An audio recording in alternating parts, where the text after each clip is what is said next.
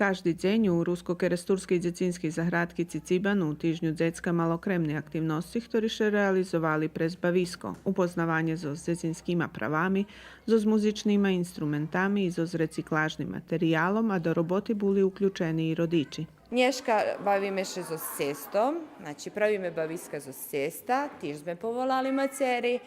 Dobili sme od jednej maceri fartuščki i šapki, da jedni prinjesli z domu, ali sme od jednej maceri dobili baš dos jedenac šapki i jedenac fartuščki. Думам, že to tie aktivnosti musíme uvesti častejšie, bo deti najse uživali.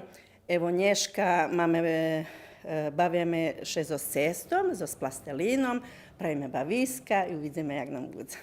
U školi Petro Kuzmjak tidzenj decka to istočašnje i tidzenj sporta te číslo sportskih aktivnostih zvekšane. Mi dlužni za s každým oddeljenjem, to jest za každú generaciju, 5., 6., 7., 8. napraviti neki turnir. Takže ja napravila turnir u fotbalu za 7. klasi.